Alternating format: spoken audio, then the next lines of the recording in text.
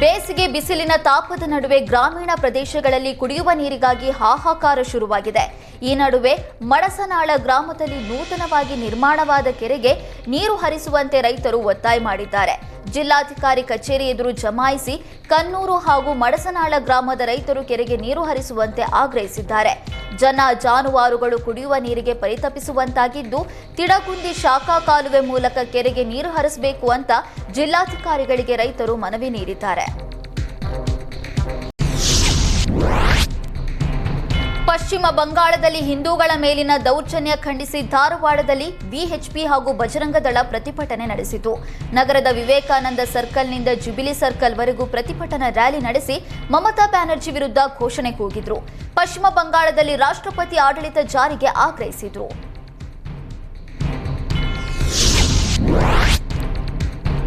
ಪಶ್ಚಿಮ ಬಂಗಾಳದ ಮುರ್ಷಿದಾಬಾದ್ನ ಗಲಭೆ ಪೀಡಿತ ಪ್ರದೇಶಕ್ಕೆ ರಾಷ್ಟ್ರೀಯ ಮಹಿಳಾ ಆಯೋಗದ ಅಧ್ಯಕ್ಷೆ ವಿಜಯ ರಹತ್ಕರ್ ನೇತೃತ್ವದ ನಿಯೋಗ ಭೇಟಿ ನೀಡಿದ್ರು. ಹಿಂಸಾಚಾರದ ವೇಳೆ ತಮ್ಮ ಪರಿಸ್ಥಿತಿ ಬಗ್ಗೆ ಮಹಿಳೆಯರು ವಿವರಿಸಿದ್ದಾರೆ. ಜಿಲ್ಲೆಯ ಆಯ್ದ ಪ್ರದೇಶಗಳಲ್ಲಿ ಶಾಶ್ವತ ಬಿಎಸ್ಎಫ್ ಶಿಬಿರಗಳನ್ನು ಸ್ಥಾಪಿಸಬೇಕು ಮತ್ತು 3 ಜೀವಗಳನ್ನು ಬಲಿ ಪಡೆದ ಕೋಮು ಘರ್ಷಣೆಗಳ ಬಗ್ಗೆ ಎನ್ಐಎ ತನಿಖೆ ನಡೆಸಬೇಕು ಅಂತ ಒತ್ತಾಯಿಸಿದ್ರು. ನಿಮ್ಮ ಕಷ್ಟವನ್ನು ನೋಡೋದಕ್ಕೆ ನಾವು ಇಲ್ಲಿಗೆ ಬಂದಿದ್ದೇವೆ, ದಯವಿಟ್ಟು ಚಿಂತಿಸಬೇಡಿ, ದೇಶ ಮತ್ತು ಆಯೋಗ ನಿಮ್ಮೆಲ್ಲರೊಂದಿಗೆ ಎಂದು ರಾಷ್ಟ್ರೀಯ ಮಹಿಳಾ ಆಯೋಗದ ಅಧ್ಯಕ್ಷೆ ವಿಜಯ ರಹತ್ಕರ್ ಸಂತ್ರಸ್ತರಿಗೆ ಧೈರ್ಯ ತುಂಬಿದ್ದಾರೆ. ಭಾರತೀಯ ಗಗನಯಾತ್ರಿ ಶುಭಾಂಶು ಶುಕ್ಲಾ ಮುಂದಿನ ತಿಂಗಳು ಅಂತಾರಾಷ್ಟ್ರೀಯ ಬಾಹ್ಯಾಕಾಶ ಕೇಂದ್ರಕ್ಕೆ ಪ್ರಯಾಣ ಕೈಗೊಳ್ಳಲಿದ್ದಾರೆ. ಈ ಮೂಲಕ ಇದೇ ಮೊದಲ ಬಾರಿಗೆ ಭಾರತೀಯರೊಬ್ಬರು ಐಎಸ್ಎಸ್ಗೆ ಪ್ರಯಾಣ ಕೈಗೊಂಡ ಮತ್ತು 40 ವರ್ಷಗಳ ಬಳಿಕ ಭಾರತೀಯರೊಬ್ಬರು ಗಗನಯಾನ ಮಾಡಿದ ದಾಖಲೆ ನಿರ್ಮಾಣವಾಗಲಿದೆ.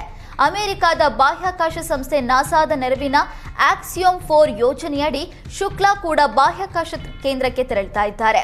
ರಷ್ಯಾದ ಸೋಯೆಜ್ ನೌಕೆಯಲ್ಲಿ ಭಾರತೀಯ ಗಗನಯಾತ್ರಿ ರಾಕೇಶ್ ಶರ್ಮಾ 4 ದಶಕಗಳ ಹಿಂದೆ ಬಾಹ್ಯಾಕಾಶಯಾನ ಕೈಗೊಂಡಿದ್ರು. 14 ದಿನಗಳ ದೀರ್ಘ ಕಾರ್ಯಾಚರಣೆ ವೇಳೆ ವಾಯೇಜರ್ ಟ್ರಾಡಿಗೇಟ್ ಪ್ರಯೋಗ ಸೇರಿದಂತೆ ಹಲವಾರು ಮಹತ್ವದ ಪ್ರಯೋಗಗಳನ್ನು ನಡೆಸಲಿದ್ದಾರೆ.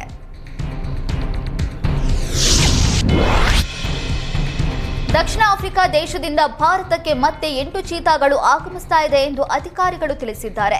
ದಕ್ಷಿಣ ಆಫ್ರಿಕಾದ ಬೋಟ್ಸ್ವಾನಾದಿಂದ ಮತ್ತೆ 8 ಚೀತಾಗಳನ್ನು ಭಾರತಕ್ಕೆ ತರುವುದಕ್ಕೆ ನಿರ್ಧರಿಸಲಾಗಿದ್ದು, ಭಾರತದ ಚೀತಾ ಯೋಜನೆ ಅಡಿ ಈ ಚಿರತೆಗಳನ್ನು 2 ಹಂತದಲ್ಲಿ ಕರೆತರಲಾಗುವುದು ಅಂತ ಮಧ್ಯಪ್ರದೇಶ ಸರ್ಕಾರ ತಿಳಿಸಿದೆ. ಈ ಯೋಜನೆಯ ಭಾಗವಾಗಿ ಮೇ ತಿಂಗಳಲ್ಲಿ 4 ಚೀತಾಗಳು ಆಗಮಿಸಲಿವೆ ಅಂತ ಅಧಿಕಾರಿಗಳು ತಿಳಿಸಿದ್ದಾರೆ. ಬೇಸಿಗೆ ಬಿಸಿಲಿನ ತಾಪದ ನಡುವೆ ಗ್ರಾಮೀಣ ಪ್ರದೇಶಗಳಲ್ಲಿ ಕುಡಿಯುವ ನೀರಿಗಾಗಿ ಹಾಹಾಕಾರ ಶುರುವಾಗಿದೆ. ಈ ನಡುವೆ ಮಡಸನಾಳ ಗ್ರಾಮದಲ್ಲಿ ನೂತನವಾಗಿ ನಿರ್ಮಾಣವಾದ ಕೆರೆಗೆ ನೀರು ಹರಿಸುವಂತೆ ರೈತರು ಒತ್ತಾಯ ಮಾಡಿದ್ದಾರೆ. ಜಿಲ್ಲಾಧಿಕಾರಿ ಕಚೇರಿ ಎದುರು ಜಮಾಯಿಸಿ ಕನ್ನೂರು ಹಾಗೂ ಮಡಸನಾಳ ಗ್ರಾಮದ ರೈತರು ಕೆರೆಗೆ ನೀರು ಹರಿಸುವಂತೆ ಆಗ್ರಹಿಸಿದ್ದಾರೆ. ಜನ ಜಾನುವಾರುಗಳು ಕುಡಿಯುವ ನೀರಿಗೆ ಪರಿತಪಿಸುವಂತಾಗಿದ್ದು, ತಿಡಗುಂದಿ ಶಾಖಾ ಕಾಲುವೆ ಮೂಲಕ ಕೆರೆಗೆ ನೀರು ಹರಿಸಬೇಕು ಅಂತ ಜಿಲ್ಲಾಧಿಕಾರಿಗಳಿಗೆ ರೈತರು ಮನವಿ ನೀಡಿದ್ದಾರೆ.